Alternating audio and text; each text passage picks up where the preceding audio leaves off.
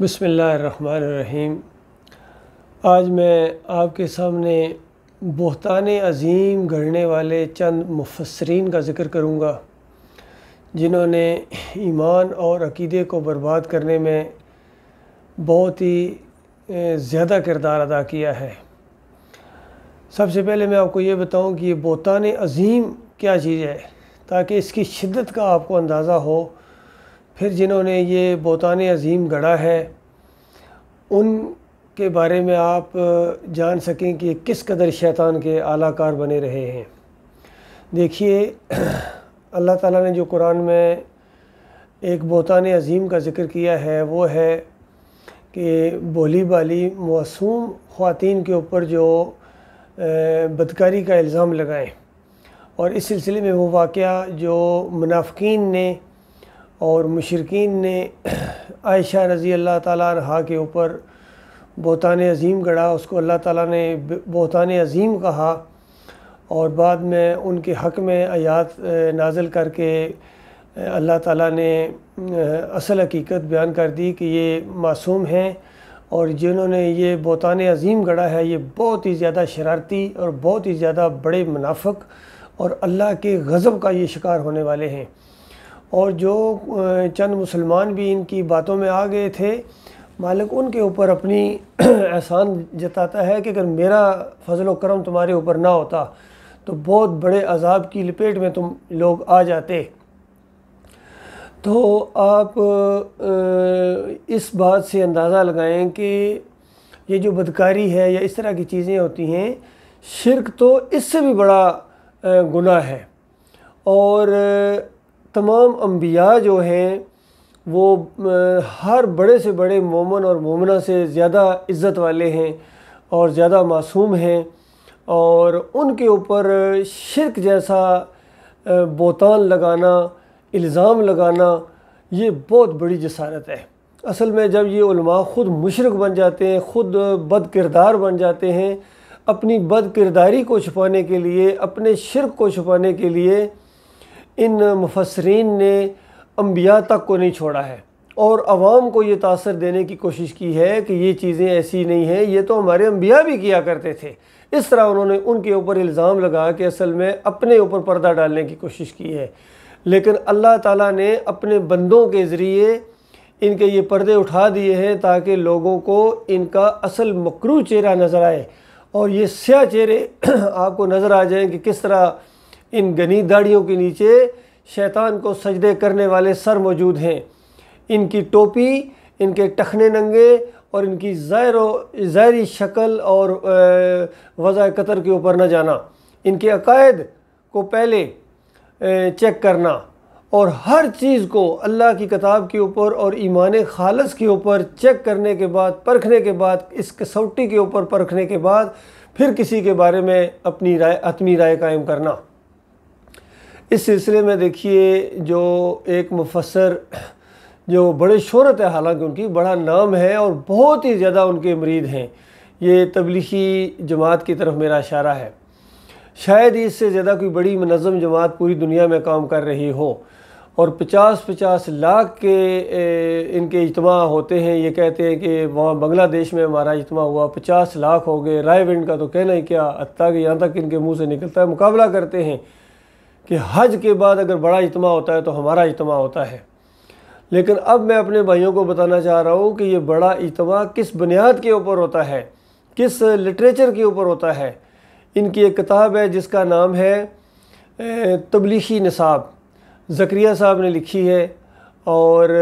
اس میں جتنے شرکیہ واقعات ہیں، جب اس کی نشاندہی کی گئی اور کہا جاتا ہے کہ یہ شرکیہ واقعات ہیں، اس کے اندر، اسی کتاب کے اندر سے آپ کو ملے گا کہ حضرت نے قبر سے ہاتھ نکال کے مردے نے روٹی پکڑا دی، کبھی قبر سے ہاتھ نکال کے اشرفیوں کی تھیلی پکڑا رہے ہیں حضرت صاحب، کبھی قبر سے نکل کر اونٹ کو ذبح کر رہے ہیں، کبھی مشکل کشائی کر رہے ہیں قبر والے، یہ ساری چیزیں تو موجود ہیں۔ تو پھر بجائے اس کے کہ اپنی اصلاح کرتے، توبہ استغفار کرتے، انہوں نے کتاب کا نام بدلی کر دیا، ٹائٹل کا نام بدلی کر دیا، اور اس کا نام رکھ دیا فضائل اعمال، اور اس طرح لوگوں کو دھوکہ دیتے ہیں، بھئی یہ ہمارا بس فضائل اعمال ہیں، ان کے کچھ فضائل ہم نے بیان کیے ہیں، کوئی ہمارا تبلیغی نصاب نہیں ہے۔ پہلے تو پکڑے جاتے تھے بھئی یہی چیز تو تم تبلیغ کر رہے ہو جو اس کے اندر موجود ہے، تو یہ تو اس کے اندر شرکیہ واقعات بھی ہیں،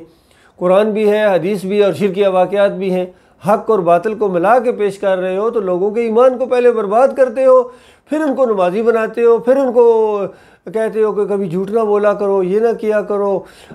تبلیغ کیا کرو، اللہ کے راستے میں وقت لگایا کرو، اس طرح کی باتیں کرتے ہو، تو پہلے ان کو مشرک بنا دیتے ہو، تو یہ کیوں کرتے ہو؟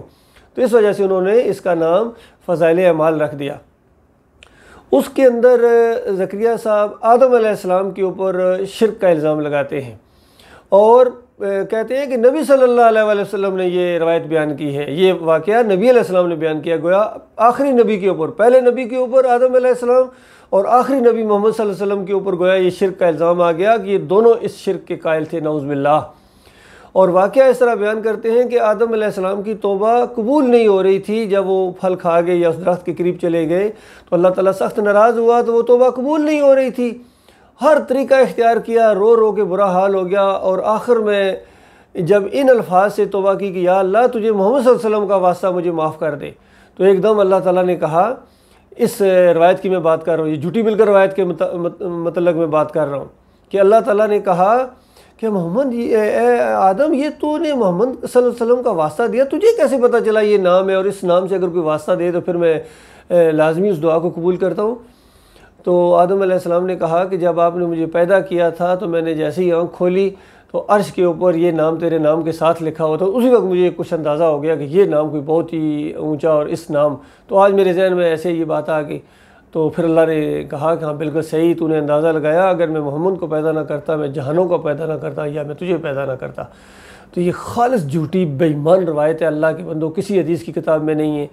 اور قرآن میں اللہ تعالیٰ نے بتا دیا کہ آدم علیہ السلام کی توبہ کن الفاظ کی وجہ سے قبول ہوئی ہے، اور وہ الفاظ بھی اللہ تعالیٰ نے بتایا کہ میں نے اپنی رحمت و شفقت کی وجہ سے القا کیے، وہی کیے آدم علیہ السلام کے اوپر کہ بھول ہو گئی ہے، غلطی ہو گئی، اب اس طرح میرے سے توبہ استغفار کرو، اس طرح خود دعا سکھائی اللہ تعالیٰ نے، جیسا سورہ فاتحہ اللہ نے سکھائی، اسی طرح وہ دعا بھی آدم علیہ السلام کو اللہ تعالیٰ نے سکھائی، اور پہلی دوسری کی کتابوں میں لکھا ہوا ہے، جہاں انبیاء کی دعائیں وہاں آدم علیہ السلام کی یہ دعا لکھی ہوئی ہے کہ ربنا ظلمنا انفسنا فإن لم تغفر لنا وترحمنا لنکونن من الخاسرین،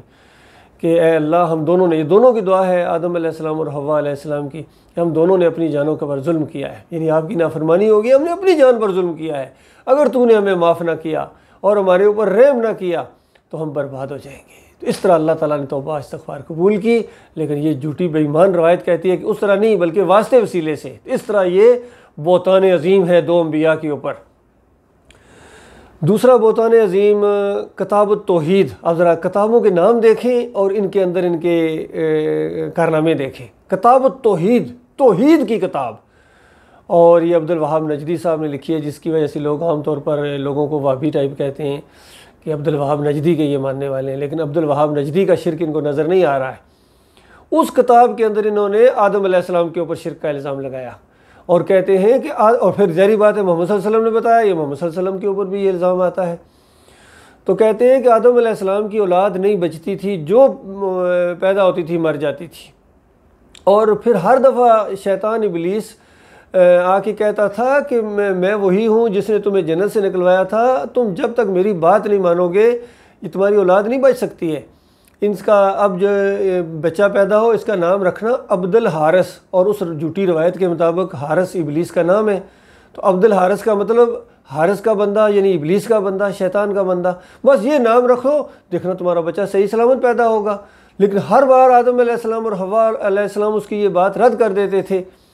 اور پھر ایک مرتبہ 3-4 مرتبہ یہ تجربہ ہونے کے بعد پھر آیا ابلیس، جب وہ امید سے ہوئیں، اور کہا کہ اس مرتبہ اگر تم نے میری بات نہ مانی تو اب جو بچہ پیدا ہوگا یہ سینگوں والا ہوگا اور پیٹ پھاڑ کے باہر آئے گا اس دنیا کے اندر۔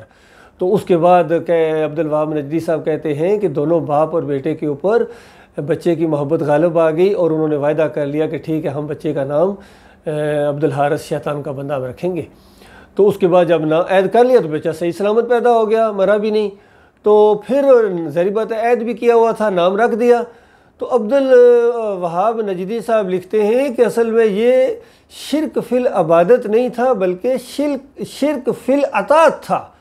تو اطاعت تو کی، لیکن یہ شرک فی العطاعت ہے، یہ وہ والا شرک نہیں ہے۔ تو آپ اندازہ لگائیں، اس طرح شرک کا الزام بھی لگا دیا اور اس کی تھوڑی سی تعویل کر دی۔ بھئی اطاعت کی، اطاعت کرنے کے بعد کیا کیا؟ حارث کا بندہ نام رکھ دیا، تو وہی تو شرک ہے۔ تو اطاعت کرنے کے بعد شرک کیا تو شرک ہی کیا نا۔ تو اس طرح یہ الزام اور بہتان عظیم باندھا ہے ان مفسرین نے آدم علیہ السلام کے اوپر اور نبی علیہ السلام کے اوپر۔ پھر تیسرا جو بہتان عظیم باندھا گیا ہے، یہ ابن کثیر نے اپنی تفسیر کے اندر، اور کتنے مفسرین ہیں جنہوں نے اپنی تفسیر کے اندر یہ یعقوب علیہ السلام کے اوپر جو بہت ہی جلیل القدر نبی گزرے ہیں، اور ان کے بیٹوں کے اوپر، پورے خاندان کے اوپر، اور پھر یوسف علیہ السلام کے اوپر یہ بہتان عظیم باندھا کہ پورے خاندان نے یوسف علیہ السلام کے سامنے سجدہ ریز ہو گئے، گھٹنے ٹیک کے، ہاتھ ٹیک کے انہوں نے سجدہ کیا ہے، اور پھر یہ الزام لگایا پچھلی امتوں کے اوپر کہ پچھلی امتوں میں یہ سجدہ جائز ہوتا تھا۔ تو اللہ کے بندو، یہ شرک کا الزام لگایا ہے، انہوں نے بہت بڑا الزام لگایا ہے۔ انبیاء کبھی دوسرے نبی کے سامنے سجدے کرنے نہیں آتے ہیں، بلکہ وہ سجدوں سے منع کرنے آتے ہیں۔ اصل میں ان کو دھوکہ اس چیز سے لگا ہے کہ یوسف علیہ السلام نے چونکہ بچپن میں خواب دیکھا تھا، اور خواب کے اندر انہوں نے یہ بات بتائی، لی ساجدین کے الفاظ وہاں آئے ہوئے ہیں کہ، اور آ کے اپنے والد محترم کو کہا کہ ابا جان میں نے دیکھا کہ سورج چاند ستارے یہ میرے سامنے جھکے ہوئے ہیں، بس اتنی سی بات ہے، چونکہ ساجدین جھکنے کے معنوں میں آتا ہے، میرے سامنے جھکے ہوئے ہیں۔ تو انہوں نے اس کو عزت اور احترام کا معنی دیا کہ یہ عزت اور احترام کا معاملہ ہے، اور یہ پورا خاندان تیرے سامنے عزت اور احترام بجا لائے گا، اور تیری جو ہے نا یہ بڑائی کو تسلیم کر لے گا اور فضیلت کو تسلیم کر لے گا، تجھے اللہ تعالیٰ نبی بنائے گا، بہت برگزیدہ نبی بنائے گا، اس طرح کا نبی بنائے گا جس طرح ابراہیم علیہ السلام اور اسحاق علیہ السلام کو بنایا، اور تجھے باتوں کی تہہ تک پہنچنے کا علم سکھائے گا اور اقتدار دے گا تجھے اللہ تعالیٰ۔ تو ظاہر بات ہے یہ چیزیں جب ملیں گی تو تجھے پورے خاندان پر فضیلت ہو جائے گی، ہم تیری فضیلت کو تسلیم کر لیں گے۔ تو ایک وقت ایسا آنے والا ہے۔ تو اس طریقے سے سادہ سی بات ہے، اور پھر حالات واقعات کے ذریعے اللہ تعالیٰ نے اپنی قدرت دکھائی، اور اس کی مشیت کے تحت وہ سارا منصوبہ پایا تکمیل تک جب پہنچا، اور پورا خاندان جب مصیبتوں سے نکلنے کے بعد وہاں مصر میں ایک حکمران کی حیثیت سے داخل ہوا، اور وہ شان و شوکت اور تخت، وہ ساری چیزیں دیکھ کے پورا خاندان وَخَرُّوا لَهُ سُجَّدًا، وہ اس اللہ کے سامنے، لہو کی ضمیر اللہ کے لیے ہے۔ جو موحد عالمین جو مفسرین گزرے ہیں انہوں نے یہی تفسیر کی ہے اس کی، کہ یہ جو لہو کی ضمیر ہے یہ اللہ کی طرف ہے، یہ یوسف علیہ السلام کی طرف نہیں ہے، اور یہ سجدہ شکر تھا جو اللہ تعالیٰ کو پورے خاندان نے کیا ہے، یہ سجدہ تعظیمی نہیں تھا جو یوسف علیہ السلام کو ہوا ہے۔ لیکن کچھ مفسرین جن کے دماغوں کے اندر انبیاء کے اوپر شرک کے الزام اور بہتان عظیم گڑھنے کا بھوت سوار ہوتا ہے، شیطان ان کی گوڑی بن جاتے ہیں، تو جہاں ان دو مفسرین نے اس طرح انبیاء کے اوپر شرک کا الزام لگایا، یہاں ابن کثیر نے بھی یعقوب علیہ السلام کے اوپر، یوسف علیہ السلام کے اوپر، اور اسی کے راستے پر چلتے ہوئے یہ جو محمد حنیف صاحب ہیں جنہوں نے تفسیر لکھی ہے، ابھی دوسری جلد لکھی تھی جس کے اندر یہ گل کھلانا شروع کر دیے، اسی طرح انبیاء کے اوپر شرک کے الزام بہتان عظیم لگانے کے بعد پھر یہ اپنے مریدوں کو کہتے ہیں، جتنے یہ گزرے ہیں سارے، یہ بھی اور یہ محمد حنیف صاحب بھی اپنے مریدوں کو کہتے ہیں دیکھنا ایمان کو نہیں چھوڑنا ہے، یہ ایمان بڑی قیمتی چیز ہے، یہ چمٹے رہنا، دیکھنا اخلاص پیدا کرو اپنے اندر، اور بس یعنی اپنے موقف کے اوپر ڈٹے رہو۔ اس طرح تھپکیاں دے کے پہلے ایمان خراب کرتے ہیں اور اس کے بعد پھر کہتے ہیں تم ڈٹے رہو۔ یہ بالکل اسی طرح کی بات ہے اللہ کے بندو، جس طرح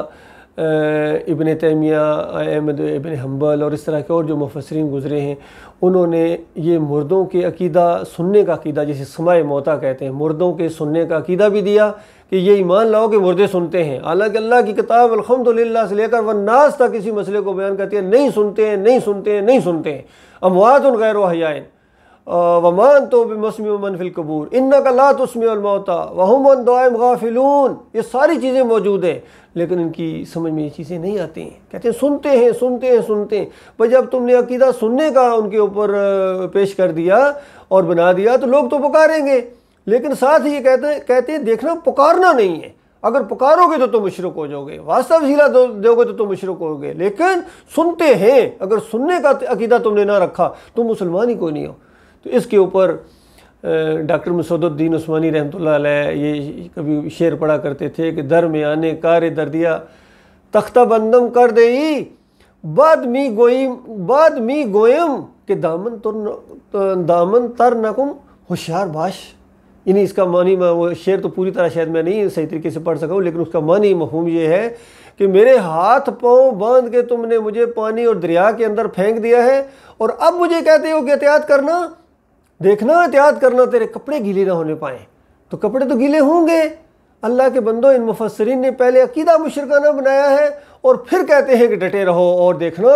اخلاص اپنے اندر پیدا کرنا، ایمان کو نہیں چھوڑنا ہے. اور ایمان فارغ کر دیا، چھٹی کر دی ایمان کی انہوں نے، ان مفسرین نے. اور اس کے بعد یہ اس طریقے سے تھپکیاں دیتے ہیں. اللہ ان کے فریب سے اور اس بہتان عظیم سے، یہ بہتان عظیم لگائے گئے ہیں انبیاء کے اوپر، اور انہی لوگوں کا حوصلہ ہے، انہی عالموں کا حوصلہ ہے. اللہ کے بندوں، یہ بہت برا بوجھ اپنے اوپر اٹھا کے جائیں گے، اور ان کی بات جو بھی مانے گا وہ ان کے ساتھ ہمیشہ ہمیشہ ہمیشہ کی آگ کے اندر رہے گا، اپنی بیوی بچوں سمیت. کیونکہ شرک بہت بڑا ظلم ہے. تم خود ہی شرک کرو گے تو بہت بڑا ظلم کرو گے. چاہے جائے کہ انبیاء کے اوپر شرک کا الزام لگاؤ اور پھر وہ شرکی عقیدے اپناؤ.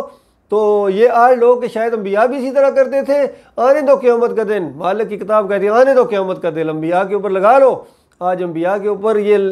لگاتے ہو الزامات کہ یہ ہمیں تعلیم دیں گے اس طرح کی. کل قیامت کے دن جب ان کو بتایا جائے گا کہ یہ لوگ تمہارے اوپر اس طرح الزام لگایا کرتے تھے، تو اللہ کی کتاب کہتی ہے کانوا لہم اعداء، وہ ان کے دشمن بن جائیں گے. وکانوا بعباداتہم کافرین، ان کی ساری پوجا پاٹ، پکاروں، سجدوں، رکوع کا شدت کے ساتھ انکار کر کے ان کو کافر قرار دے دیں گے. اس وقت ان کا کیا بنے گا؟ اس وقت یہ چیخیں گے، چلائیں گے، اپنے ان مولویوں کو، ان مفسرین کے اوپر لعنتیں بھیجیں گے اور واپس آنے کے لیے کہیں گے اللہ کے بندوں، لیکن واپس نہیں آ سکو گے، کبھی نہیں آ سکو گے. ایک موقع ملا ہے، اللہ تعالیٰ نے اسی ایمان کی آزمائش میں ڈالا ہے. صرف تمہارا ایمان چیک کرنے کے لیے تمہیں یہ زندگی دی ہے کہ تم اللہ کو اکیلا معبود مانتے ہو یا اللہ کے علاوہ کوئی اور بھی ہیں جن کے سامنے تم رکوع اور سجدے کرتے ہو، پکاریں لگاتے ہو، واسطے وسیلے، نظر و نیاز پیش کرتے ہو. دیکھنا میرے بھائیوں، میری قوم کے لوگوں، یہ کام نہ کرنا ورنہ مارے جاؤ گے. اللہ تعالیٰ تمہارے ایمان کی حفاظت فرمائے.